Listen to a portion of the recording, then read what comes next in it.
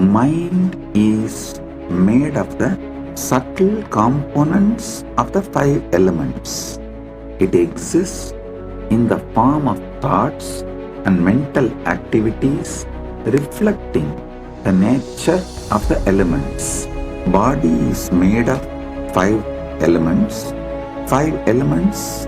Grass manifestation is body. Mind is made of subtle components of same five elements. Consciousness is the subtlest essence of the five elements. It eternally illuminates all elements. Listen, during the time of Kumbh Mela celebration, your five elements align with the five elements of the cosmos.